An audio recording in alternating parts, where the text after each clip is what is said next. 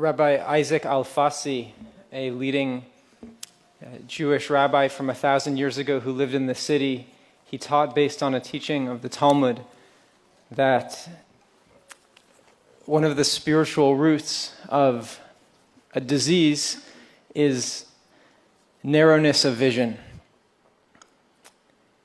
In our times, humanity is suffering from an affliction. Climate change is a symptom of that affliction.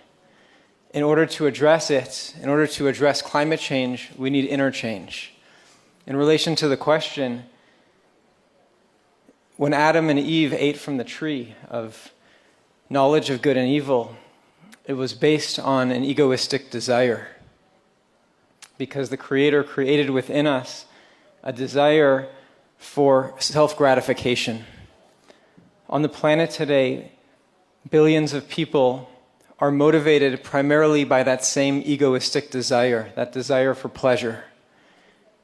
And consumerism enables, it breaks down the limits on that desire. A person can consume a tremendous amount. And so one of the ways that we need to address climate change is by reining in that desire. There's no better institution in the world that is equipped to address that than religious institutions. They have millennia-old wisdom, millions of institutions, houses of worship, seminaries, etc. And in some ways, the climate crisis is also signaling a religious crisis. It's not a crisis of the birds and the bees or the trees and the toads. It's a crisis of how we live as spiritual beings in a physical reality. This Climate Conscience Summit validates that faith communities must be part of a climate solution. It's significant that political leaders are making specific commitments next week in Marrakesh for practical change to decarbonize the economy, to replace fossil fuels with renewable sources.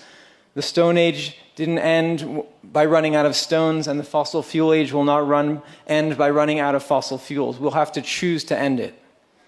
Similarly, religious leaders and clergy need to take on specific commitments to transform seminaries, religious schools, madrasas, houses of worship, so that we reorient human desire from egoism to altruism, from being net givers to being net takers.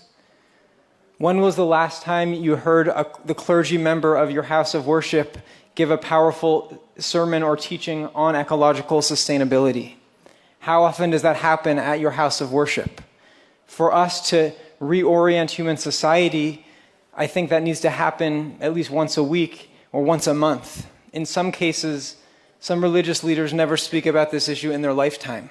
And so the efforts in Marrakesh of political leaders to engage in physical changes of the energy economy, that must be accompanied by changes within the software of humanity, of how we are living spiritually, and that's going to be key for the change.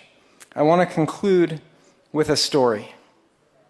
It's a story that's told by Rabbi Shimon Bar Yochai, that two people enter a ship. A person goes on a ship, he buys passage, and he takes a drill and he starts drilling underneath his own seat. And the people on the ship go up to him and they say, "How are you doing this? You're going to sink the whole ship for us." So this person might have wanted to drink fresh water if he was on a lake, or to go fishing. He was seeking to fulfill his desire. And yet the other people on the ship had to tell him, "Your behavior is impacting all of us." In our times, we have a collective ship, which is planet Earth. The climate is sort of like the bottom of it. And each one of us, each of the 7.4 billion people on the planet, is drilling a small hole every day on the floor of this collective ship. When the ship Titanic, imagine for a moment that Captain Edward Smith went to the people on the ship Titanic and he said, "We're approaching an iceberg. I need you to help me to go downstairs to the engine room in order to reverse the engines on the ship." And he got into the restaurant, let's imagine, and the people in the restaurant, they were having a bar fight. There were people of this faith fighting people of this faith, people of this ethnicity fighting people of this ethnicity.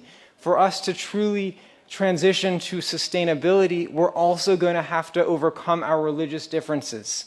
And there's no better place to start than here in Fez through interreligious collaboration. So I bless us and all of humanity to live at a higher level of soul awareness, to access the collective wisdom of the world's religions, to moderate consumption, live humbly, modestly, joyously, and spiritually, and to enable the next generation of people and all species to inhabit a livable planet. Thank you.